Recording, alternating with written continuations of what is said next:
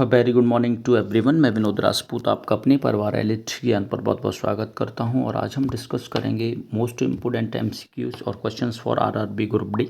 और group D से related हम स्टैटिक जीके का पोर्शन डिस्कस करने जा रहे हैं, जिसमें कुछ पॉलिटी से रिलेटेड हैं, कुछ जनरल साइंस की क्वेश्चंस हैं। तो आइए डिस्कस करते हैं। और ये जो क्वेश्चंस हैं वो हैं PYQ यानी प्रीवियस ईयर क्वेश्चंस हैं, और कुछ एक्सपेक्टेड क्वेश्चंस हैं जो कि काफ़ी कुछ प्रीवियस ईयर देखने के बाद एनालिसिस किया है। तो बने रहिए हमारे साथ और चलते हैं आज के पहले प्रश्न पर। पहला प्रश्न है कि संविधान के किस अनुच्छेद के अंतर्गत 6 प्रकार की आज़ादी जो स्वतंत्रता है का वर्णन किया गया है। आपके ऑप्शन है आर्टिकल 14 में, ऑप्शन बी अनुच्छेद 19, ऑप्शन सी अनुच्छेद 21 और ऑप्शन डी है अनुच्छेद 20।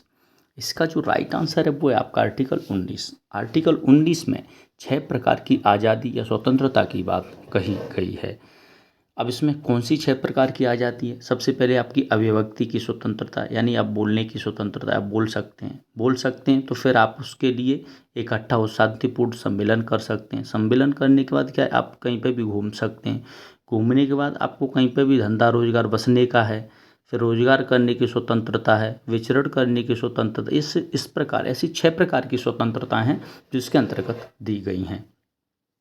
तो वो क्या हो जाता है, आर्टिकल 19। प्रेस की स्वतंत्रता भी आर्टिकल 19 में ही आती है। 14 में विधि के समक्ष समानता है, यानी कानून की नज़रों में आप सब समान हैं। 21 में आपका जीवन जीने का अधिकार है, राइट टू लिव और लिव इन प्राइवेसी, ये सब 20 में है, माफ़ी चाहिए 21 में। और अनुच्छेद 20 में है अपराधों के लिए दोष सिद्धि के संबंध में संरक्षण, ये आर्टिकल 20 में है। तो नेक्स्ट क्वेश्चन पर चलते हैं। याद रखिएगा 6 प्रकार की जो स्वतंत्रता दी गई है वो आर्टिकल 19 में दी गई है। नेक्स्ट क्वेश्चन है आपका, राष्ट्रीय आपातकाल जो नेशनल इमरजेंसी का प्रावधान संविधान के किस अनुच्छेद में है, ये पूछा जा रहा है आपसे। आपके ऑप्शन है अनुच्छेद 352 में, ऑप्शन बी अनुच्छेद 356, ऑप्शन सी अनुच्छेद 324 और ऑप्शन डी है अनुच्छेद 280। इसका जो राइट आंसर है वो है, जो नेशनल इमरजेंसी का जो दे रखा है वो आर्टिकल 352 के अंतर्गत भारत में राष्ट्रीय आपातकाल का प्रावधान है।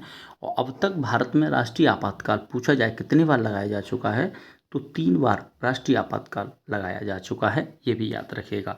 356 में क्या है, जब किसी राज्य में सरकारी तंत्र फेल हो जाता है तो वहाँ पर राष्ट्रपति शासन लगा दिया जाता है। तो 356 में क्या है, राष्ट्रपति शासन है। 352 में राष्ट्रीय यानी आपातकाल है। और 360 पूछा जाए अगर आपसे तो वो वित्तीय आपातकाल का प्रावधान है, जो कि अब तक भारत में इम्प्लीमेंट नहीं हुआ है। 324 में आपका चुनाव आयोग है, ये आप याद रखिएगा। और 280 में वित्त आयोग है, आप ये भी याद रखिएगा। नेक्स्ट क्वेश्चन पर चलते हैं। नेक्स्ट क्वेश्चन है आपका, चुनाव आयोग जो इलेक्शन कमीशन का वर्णन संविधान के किस अनुच्छेद में मिलता है। आपके ऑप्शन है अनुच्छेद 266, ऑप्शन बी अनुच्छेद 280, ऑप्शन सी अनुच्छेद 324 और ऑप्शन डी है अनुच्छेद 368। इसका जो राइट आंसर है वो आर्टिकल 324 यानी 324 में आपका इलेक्शन कमीशन से रिलेटेड मिलता है, यानी इसका वर्णन इसके अंतर्गत दिया गया है। आपको बता दूं कि 280 में वित्त आयोग से संबंधित है, जैसा कि हम बता चुके हैं आपको पहले ही। और आर्टिकल 368 क्या है, संविधान संशोधन की प्रक्रिया है, यानी संविधान संशोधन जो हो सकता है वो आर्टिकल 368। और इसे पूछा जाए किस देश के संविधान से लिया गया है, तो दक्षिण अफ्रीका से लिया गया है, आप ये भी याद रखिएगा। तो ये मोस्ट इंपॉर्टेंट इन्फॉर्मेशन है, याद रखिएगा। चुनाव आयोग किस में, 324 के अंतर्गत है। 280 में वित्त आयोग है। 368 में संविधान संशोधन की प्रक्रिया है। जबकि भारत की संचित निधि पूछा जाए किस में, तो आर्टिकल 266 के अंतर्गत संचित निधि का ब्यौरा दिया गया है। नेक्स्ट क्वेश्चन पर चलते हैं। नेक्स्ट क्वेश्चन है आपका, अनुसूचित जनजाति आयोग जो ST कमीशन का उल्लेख किस अनुच्छेद के अंतर्गत किया गया है। आपके ऑप्शन है अनुच्छेद 338 से, ऑप्शन बी अनुच्छेद 110, ऑप्शन सी अनुच्छेद 123 और ऑप्शन डी है अनुच्छेद 40 के अंतर्गत। इसका जो राइट आंसर है वो अनुच्छेद 338A में जो ST कमीशन है उसके बारे में उल्लेख दिया गया है। 110 में पूछा जाए तो क्या है, धन विधेयक है, ये आप याद रखिएगा। वो अनुच्छेद 40 आपका ग्राम पंचायतों के गठन से संबंधित है, ये भी आप याद रखें। नेक्स्ट क्वेश्चन है आपका, धन विधेयक जो मनी बिल को संविधान के किस अनुच्छेद में परिभाषित किया गया है? जैसा कि हमने अभी डिस्कस किया, अनुच्छेद 213 में है क्या, अनुच्छेद 226 में है, अनुच्छेद 110 में है क्या, अनुच्छेद 266 में है? तो इसका राइट आंसर है आर्टिकल 110 यानी 110 में आप, जो कि संबंधित किससे है? धन विधेयक से संबंधित है, ये आप याद रखिएगा। आर्टिकल 226 क्या, हाई कोर्ट में रिट डाल सकते हैं आप, या 226 के अंतर्गत है। सुप्रीम कोर्ट में रिट जारी करने का अधिकार आर्टिकल किसके अनुसार है? 32 के अनुसार है सुप्रीम कोर्ट को। 266 संशोधन विधि से संबंधित है, ये भी आप याद रखिएगा। और धन विधेयक केवल लोकसभा में पेश किया जाता है, ये मोस्ट इम्पोर्टेंट फैक्ट है धन विधेयक के बारे में। आर्टिकल 112 पूछा जाए तो क्या है? ये बजट है, और बजट नाम का शब्द भारतीय संविधान में नहीं है, कॉन्स्टिट्यूशन में नहीं है, इसे कहा जाता है वार्षिक वित्तीय विवरण, ये भी याद रखें। नेक्स्ट क्वेश्चन पर चलते हैं। नेक्स्ट है आपका, मोहिनी अट्टम किस राज्य का प्रसिद्ध शास्त्रीय नृत्य है? आपका ऑप्शन है Tamil Nadu, option B Kerala, option C Andhra Pradesh और ऑप्शन डी है मणिपुर। इसका जो राइट आंसर है वो है केरल। मोहिनी अट्टम केरल का है, ये भी आप याद रखिएगा। भरतनाट्यम आपका तमिलनाडु का है, कुचिपुड़ी आंध्र प्रदेश का है, मणिपुरी मणिपुर का है, याद रखें आप। कथकली भी केरल का है और कथक उत्तर प्रदेश का है, याद रखें ये सब। नेक्स्ट क्वेश्चन है, पशुमार्थी रामलिंग का संबंध किस शास्त्रीय नृत्य से है? आपके ऑप्शन है Kuchipudi, option B Odissi, option C Kathak और ऑप्शन डी है कथकली। इसका जो राइट आंसर है वो कुचिपुड़ी। कुचिपुड़ी से संबंध है पशुमार्थी रामलिंग का। आपको बता दूं कि कुचिपुड़ी आंध्र प्रदेश का एक शास्त्रीय नृत्य है, ये भी आप याद रखिएगा। ओडिसी नृत्य उड़ीसा का शास्त्रीय नृत्य है, ये भी याद रखें। नेक्स्ट क्वेश्चन पर चलते हैं। नेक्स्ट क्वेश्चन है, भारत के संविधान में प्रथम संशोधन जो फर्स्ट अमेंडमेंट हुआ वो किस वर्ष किया गया था? आपके ऑप्शन है क्या 1950 में, ऑप्शन बी 1951, ऑप्शन सी 1976 और ऑप्शन डी है 1985 यानी 1985 में। इसका राइट आंसर है वो 1951 में प्रथम संशोधन किया गया था, और इसी संशोधन के माध्यम से संविधान में 9वीं अनुसूची को जोड़ा गया था, ये भी याद रखिएगा। 10वीं अनुसूची 1985 में 52वें संविधान संशोधन से संबंधित है, जो कि क्या है? दल बदल से संबंधित है, ये भी आप याद रखिएगा। जबकि पूछा है 1976, इसे मिनी कॉन्स्टिट्यूशन कहा जाता है। 42वां संविधान संशोधन हुआ था इसको, ये भी आप याद रखिएगा। नेक्स्ट क्वेश्चन पर चलते हैं। नेक्स्ट क्वेश्चन है आपका, 11वीं अनुसूची जो पंचायती राज किस तिथि को लागू हुई थी? आपके ऑप्शन है 24 अप्रैल 1993, ऑप्शन बी है 2 अक्टूबर 1959 और ऑप्शन सी 1 जनवरी 1992 और ऑप्शन डी है 15 अगस्त 1991। और इसका जो राइट आंसर है वो है 24 अप्रैल 1993 को 11वीं अनुसूची जो पंचायती राज है उसे लागू किया गया था। और इसके अंतर्गत पूछा जाए कि कौन से संविधान संशोधन के द्वारा? 73वें संविधान संशोधन के तहत इसे जोड़ा गया था। और भारत में पहली ग्राम पंचायत 2 अक्टूबर 1959 को राजस्थान के नागौर में बनी। तो पहली ग्राम पंचायत क्या बनी? नागौर में। किस राज्य में? राजस्थान में। कब? 2 अक्टूबर 1959 को भारत की पहली ग्राम पंचायत का गठन किया गया। ग्राम पंचायत के गठन का अगर पूछा जाए किस अनुच्छेद में देख रखा है तो अनुच्छेद 40 में इसके गठन की बात की गई है। जबकि अन्य एक और चीज़ इसमें पूछी जाए कि पंचायती राज में जो कुल कितने विषय हैं, तो 29 विषय इसके अंतर्गत आते हैं 11वीं अनुसूची में, ये भी आप याद रखिएगा। नेक्स्ट क्वेश्चन पर चलते हैं। नगर निगम से संबंधित 74वां संविधान संशोधन किस वर्ष लागू हुआ था? आपके ऑप्शन है 1991 में, ऑप्शन 1992 में, ऑप्शन 1993 में और ऑप्शन डी है 1989 में। इसका जो राइट आंसर है वो है 74वां जो संविधान संशोधन था वो 1993 में लागू हुआ। यह संशोधन 1992 में पारित हुआ था, लेकिन 1993 में लागू हुआ। 73वां और 74वां संशोधन लगभग एक ही समय काल के हैं, ये भी याद रखें। नेक्स्ट क्वेश्चन पर चलते हैं। नेक्स्ट क्वेश्चन है, संविधान संशोधन की प्रक्रिया जो अनुच्छेद 368 को किस देश के संविधान से लिया गया है? आपके ऑप्शन हैं अमेरिका से, ऑप्शन दक्षिण अफ्रीका, ऑप्शन सी फ्रांस और ऑप्शन डी है सोवियत संघ। और इसका जो राइट आंसर है वो है दक्षिण अफ्रीका से। संविधान संशोधन की जो प्रक्रिया है जो आर्टिकल 368 में है उसे दक्षिण अफ्रीका से लिया गया। पूछा जाए मौलिक अधिकार कहाँ से लिए गए, तो मौलिक अधिकार आपके लिए गए अमेरिका से। फ्रांस की राजधानी पेरिस है, याद रखिएगा। और सोवियत संघ रूस से लिए गए मूल कर्तव्य, ये भी आप याद रखें। नेक्स्ट क्वेश्चन पर चलते हैं। पुलिकट झील भारत के किस राज्य में स्थित है? आपके ऑप्शन है Jammu Kashmir, option B Orissa, option C Andhra Pradesh और ऑप्शन डी है केरल। और इसका जो राइट आंसर है वो आपका वो है आंध्र प्रदेश, यानी आंध्र प्रदेश में पुलिकट झील है, ये आप याद रखिएगा। डल और बुलर झीलें जम्मू कश्मीर में स्थित हैं, ये भी याद रखें। चिल्का झील उड़ीसा में, जो कि खारे पानी की झील है, ये भी आप याद रखिएगा। नेक्स्ट क्वेश्चन है नाथुला दर्रा, जो नाथुला पास है भारत के किस राज्य में स्थित है? आपके ऑप्शन है अरुणाचल प्रदेश में, सिक्किम में, हिमाचल प्रदेश में है या फिर आपका जम्मू कश्मीर में है। इसका जो राइट आंसर है वो है सिक्किम। नाथुला दर्रा है वो सिक्किम में स्थित है। दर्रा दो पहाड़ियों के बीच तराश कर बनाए गए रास्ते को कहते हैं। सबसे पहली बात तो ये है कि दर्रा क्या होता है?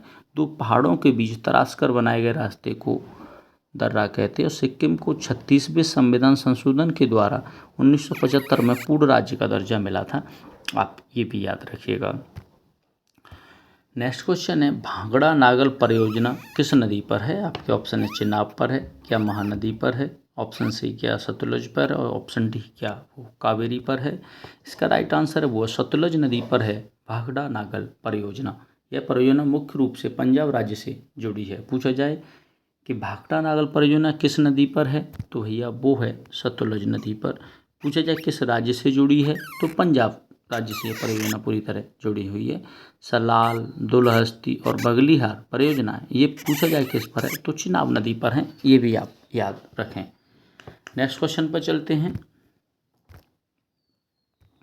नेक्स्ट क्वेश्चन है आपका हीराकुंड बांध किस नदी और कहाँ बना है? आपके ऑप्शन है महानदी उड़ीसा और सतलुज पंजाब, कावेरी कर्नाटक और लास्ट ऑप्शन है आपका गोदावरी आंध्र प्रदेश। इसका जो राइट आंसर है वो है आपका महानदी उड़ीसा।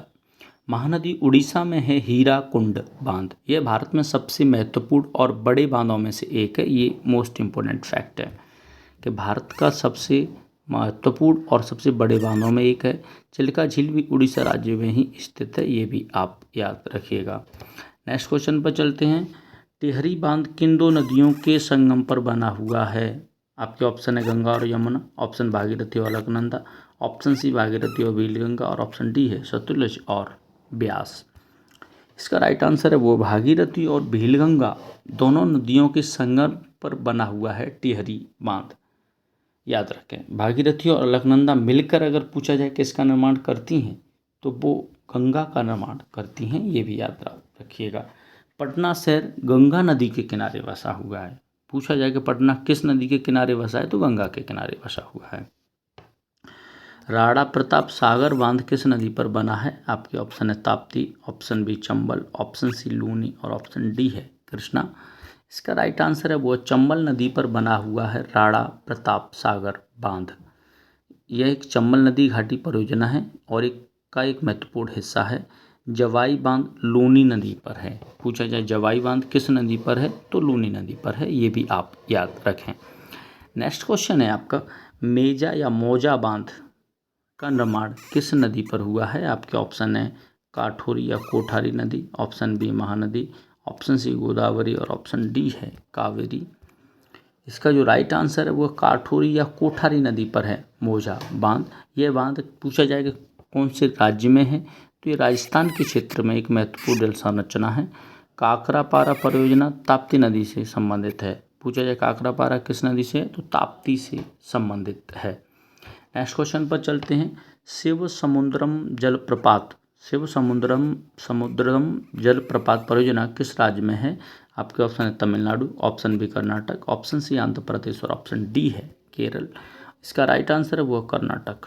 यह परियोजना कावेरी नदी पर है। पूछा जाए कि किस नदी पर है, तो कावेरी नदी पर है और किस राज्य में है, कर्नाटक में है, ये भी आप याद रखिए। मैट्टूर बांध पूछा जाए कहाँ है, तो वो तमिलनाडु में है स्थित है, ये भी याद रखिएगा। नेक्स्ट क्वेश्चन है इंडिका पुस्तक के लेखक कौन है? आपके ऑप्शन है क्या वो चाणक्य, क्या वो कालिदास हैं, ऑप्शन सी क्या वो मेगास्थनीज हैं और लास्ट ऑप्शन है क्या वो रामचंद्र गुहा हैं।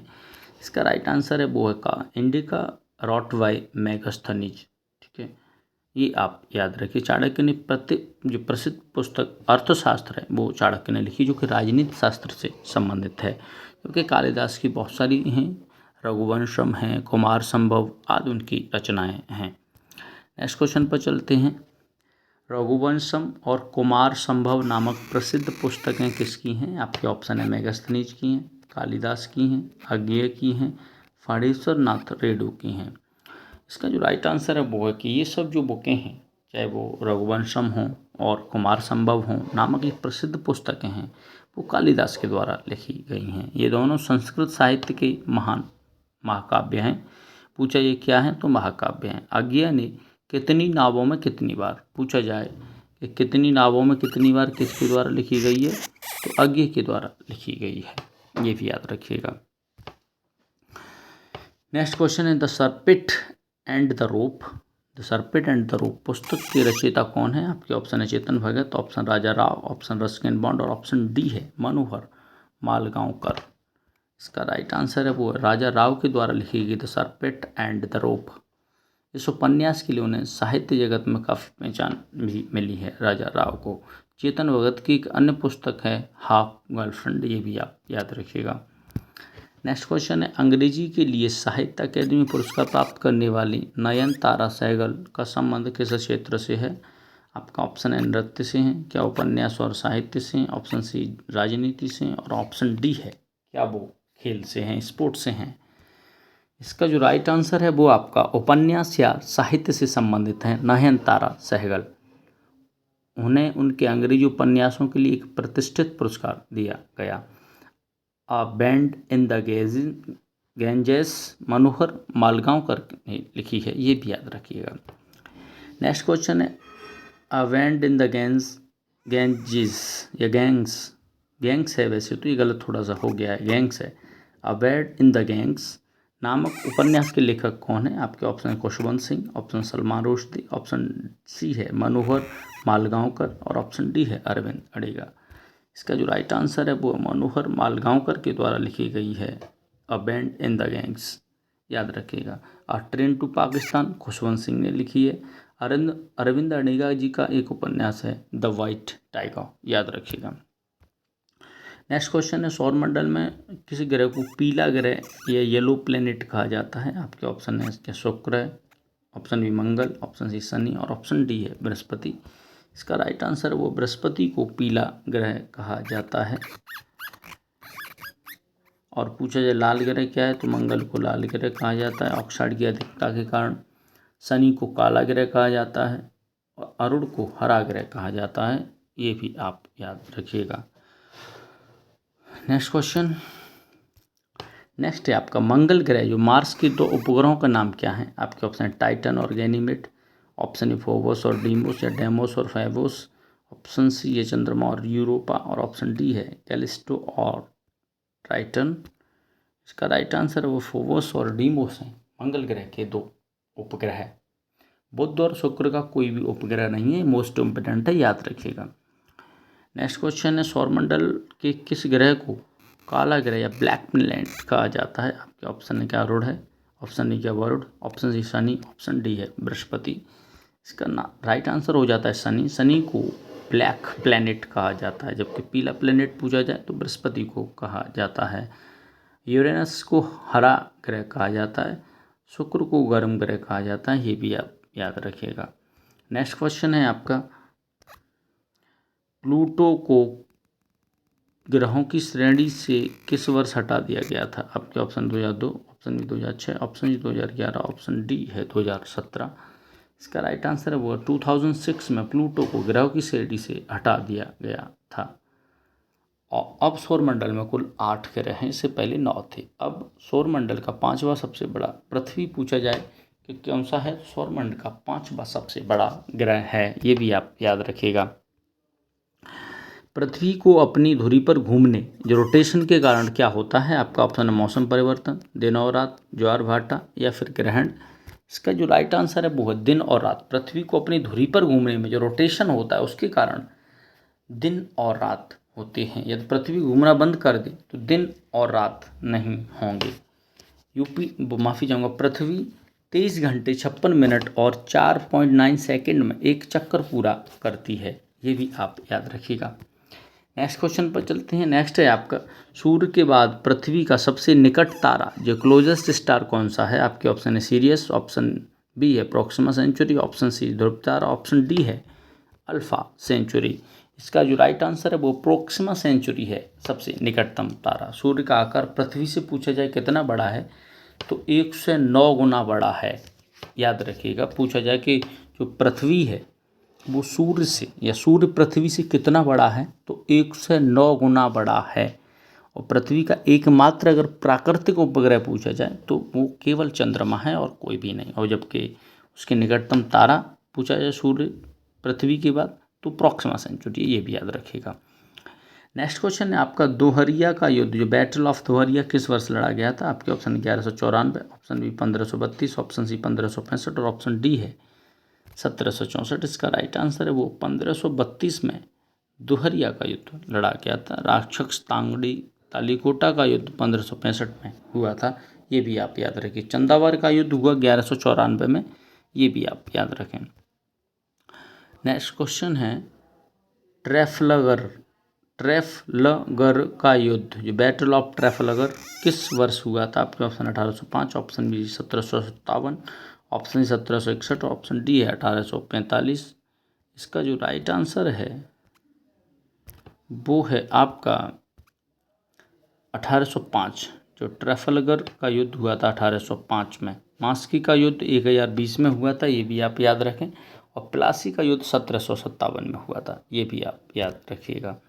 नेक्स्ट क्वेश्चन है हाइड्रोस्पीस का युद्ध बैटल ऑफ हाइड्रोस्पीस 326 ईसा पूर्व किसके बीच लड़ा गया था? आपके ऑप्शन सिकंदर और पोरस के बीच, ऑप्शन बाबर और इब्राहिम लोदी, ऑप्शन हुमायूं और शेरशाह सूरी और ऑप्शन डी है अकबर और हैमू के बीच।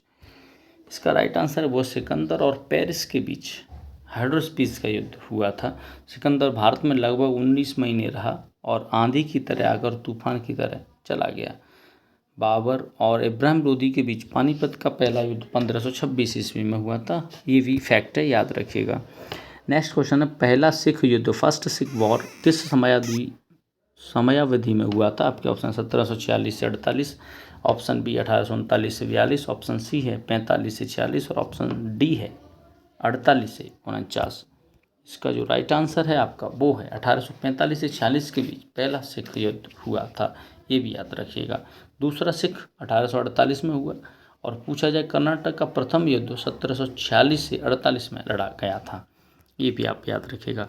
नेक्स्ट क्वेश्चन है चंदेरी का युद्ध बैटल ऑफ चंदेरी बाबर द्वारा किस वर्ष लड़ा गया था? आपके ऑप्शन 1526, ऑप्शन बी है 27, ऑप्शन सी 1528 और ऑप्शन डी 1529।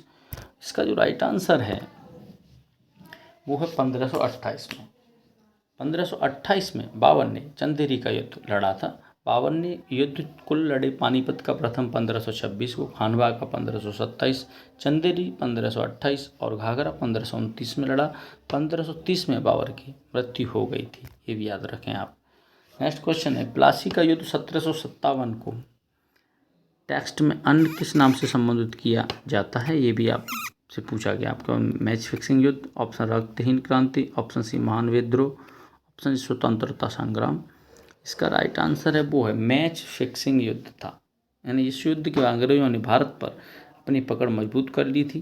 बक्सर का युद्ध 1764 में मीर कासिम, शुजाउद्दौला और शाह आलम के साथ लड़ा गया था, ये भी आप याद रखिएगा। नेक्स्ट क्वेश्चन पर चलते हैं। नेक्स्ट है आपका धर्मत का युद्ध जो बैटल ऑफ धर्मत किस मुगल शासक के समय हुआ जिसने अपने पिता को बंदी बना लिया था? आपके option Akbar, option C B Jahangir, option C Shahjahan और ऑप्शन डी है औरंगजेब। इसका राइट आंसर है वो शाहजहां। तो धर्मत का युद्ध हुआ था, बैटल ऑफ धर्मत हुआ औरंगजेब के मध्य और जहां उसने अपने पिता को बंदी बना लिया था। शाहजहां को यानी बंदी बनाया गया था। औरंगजेब ने राजगद्दी के लिए अपने भाइयों से युद्ध किया और पिता को बंदी बनाया। तराइन का प्रथम युद्ध 1191 में हुआ था। नेक्स्ट क्वेश्चन है तृतीय आंग्ल मैसूर युद्ध थर्ड मैसूर वॉर की समयावधि क्या थी? आपके ऑप्शन है 1767 से 69, 1780 से 84, ऑप्शन सी है 1790 से 92 और ऑप्शन डी 1799। इसका राइट आंसर है 1790 से लेकर 92 के बीच तृतीय आंग्ल मैसूर युद्ध हुआ था।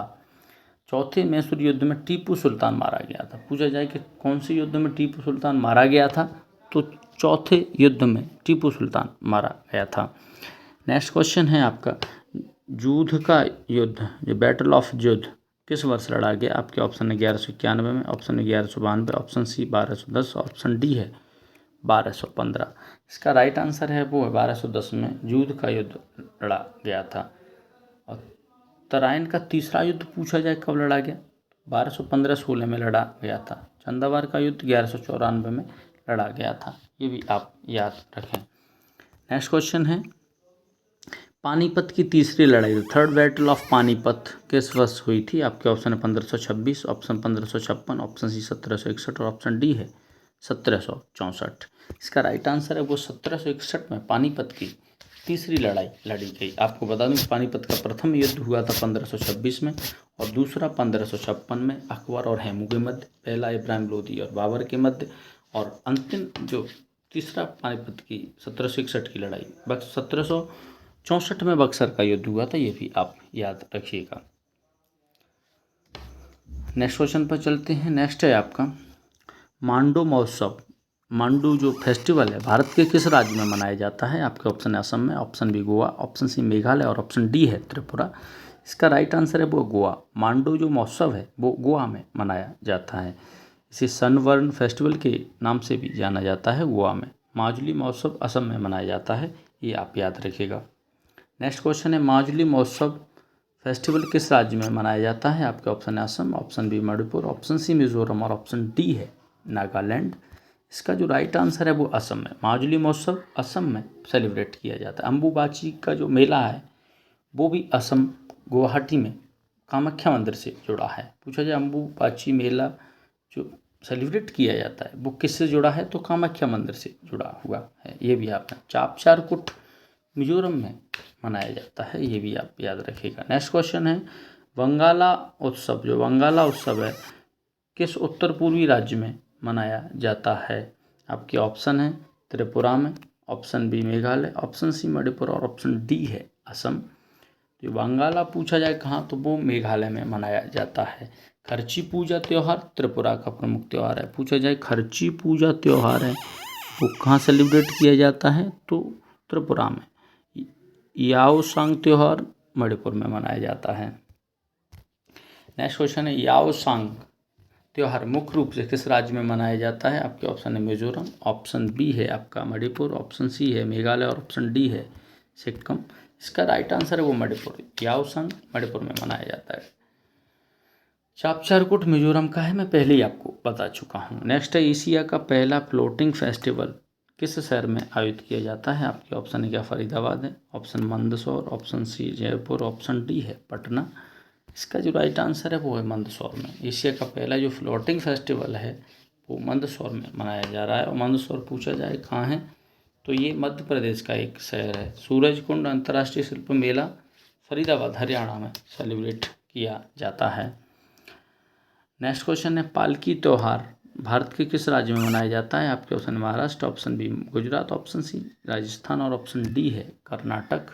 इसका राइट आंसर है वो है महाराष्ट्र। पालकी जो फेस्टिवल है वो महाराष्ट्र में मनाया जाता है। यह महाराष्ट्र का एक पारंपरिक और धार्मिक त्यौहार है। पुष्कर ऊंट मेला राजस्थान में लगता है। नेक्स्ट क्वेश्चन पर चलते हैं, गंगा सागर मेला मुख्य रूप से किस राज्य में आयोजित किया जाता है? आपके ऑप्शन हैं उत्तर प्रदेश में, ऑप्शन जो मिसप्रिंट है थोड़ा सा आप देख लीजिएगा, option B Bihar, option C Paschim Bangal और ऑप्शन डी है तमिलनाडु। इसका जो राइट आंसर है वो वेस्ट बंगाल में गंगा सागर मेला मनाया जाता है। यह कुंभ मेले के बाद भारत का दूसरा सबसे बड़ा मेला माना जाता है गंगा सागर। कानपुर का सोनपुर का पशु मेला बिहार में लगता है, ये भी याद रखिएगा। नेक्स्ट क्वेश्चन है, नौचंदी मेला उत्तर प्रदेश में किस शहर में लगता है? आपके ऑप्शन लखनऊ में, option Varanasi, option C Meerut और ऑप्शन डी है आगरा। इसका राइट आंसर है वो मेरठ। नौचंदी का जो मेला है वो मेरठ में लगता है, ये आप याद रखें। मेरठ वही शहर है जहाँ से 1857 की क्रांति की शुरुआत भी हुई थी। यह मेला हिंदू मुस्लिम एकता का प्रतीक है। कौन सा? नौचंदी का मेला। नेक्स्ट क्वेश्चन है आपका, खजुराहो नृत्य महोत्सव जो डांस फेस्टिवल है वो किस राज्य में आयोजित किया जाता है? आपके option Rajasthan, option B Madhya Pradesh, option C Gujarat और ऑप्शन डी है महाराष्ट्र में। इसका राइट आंसर है वो मध्य प्रदेश में। खजुराहो डांस जो फेस्टिवल है वो मध्य प्रदेश में आयोजित किया जाता है। यह महोत्सव भारतीय शास्त्रीय जो नृत्य हैं उनका एक बड़ा मंच है। फ्लोटिंग फेस्टिवल भी मध्य प्रदेश मंदसौर में हुआ था, ये भी आप याद रखें। आज का लास्ट और अंतिम प्रश्न है कि पुष्कर ऊंट मेला जो पुष्कर कैमेल फेयर है का आयोजन भारत के किस राज्य में किया जाता है? आपके ऑप्शन है Gujarat, option B Rajasthan, option C है हरियाणा और ऑप्शन डी है पंजाब।